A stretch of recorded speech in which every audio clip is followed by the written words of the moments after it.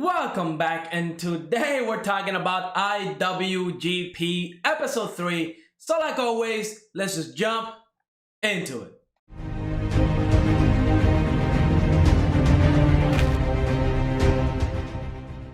Episode 3 of IWGP is here, and I was really hoping Episode 3 would turn things around.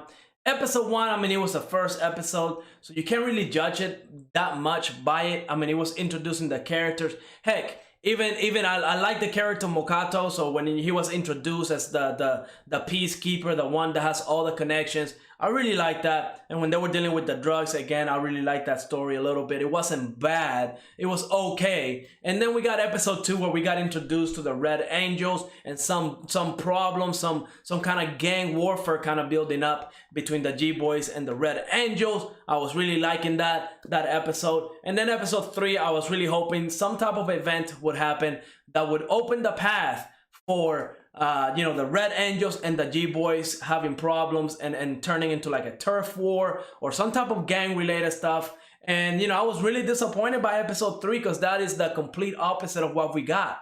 Instead, what we got was the G-Boys being asked to protect a YouTuber. He goes by the name of Ryosei, and essentially he just does stunts, dangerous stunts. And we see that views are going down because once you get into that kind of stuff, right, where you got to do some crazy stunts to get views, people want to see what's the next big thing. So you're gonna have to constantly keep one-upping yourself. And we see that of course Ryusei, he starts beef with another group of YouTubers, the Todabashi, Destroyer, Z, whatever they are. They just go around destroying property, and they start creating fake fights, fake problems between the two groups, just so they can get views up. Ryusei was paying the Tadabashi Destroyer group so they would kind of make videos about him, and so you could see it from a mile away. You could see this was the thing from a mile away. I mean, we have this stuff in real life, so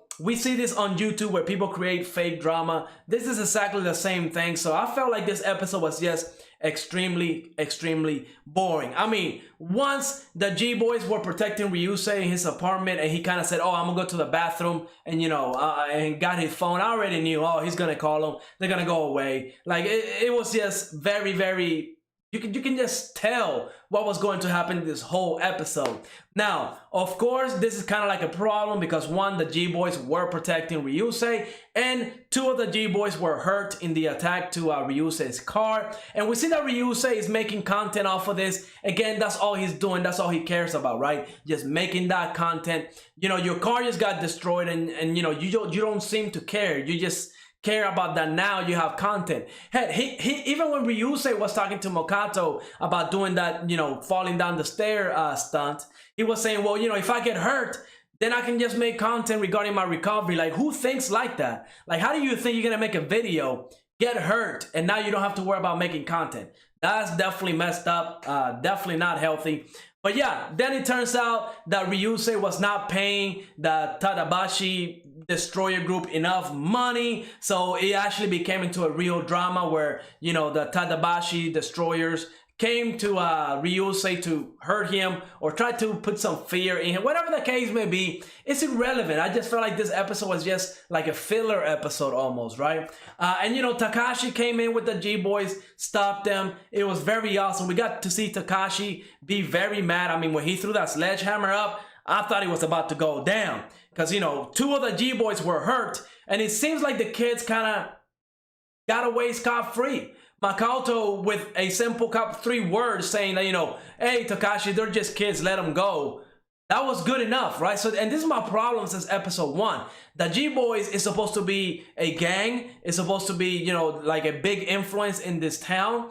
And the fact that this 4 guys, right, even if they were kids or teenagers, were able to hurt 2 of the G-Boys, and the leader essentially did nothing about it, just kind of put some fear into them. That's one of the reasons why I'm really not liking this anime, because it feels like the G-Boys, even though they're taking problems and the law into their own hands, right, going and doing stuff that the police cannot do because the police has to follow the laws and stuff like that.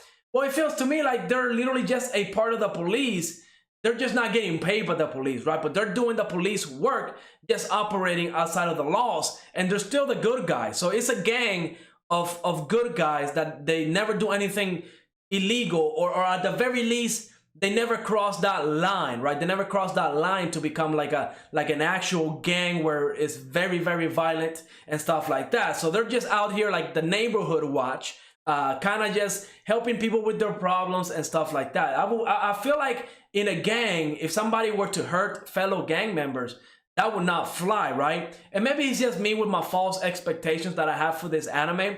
And again, I love Banana Fish. That anime was very violent with the gangs and stuff like that. So I was kind of expecting the same thing. And then, you know, it could be my fault since I set up those false expectations for this anime to kind of be the same way, that I'm maybe not enjoying it as much as I would if I didn't try to, you know, compare the two, because it's really not fair to this anime to compare it to Banana Fish. Because I didn't know nothing about it. I just assumed it would be almost like the same thing.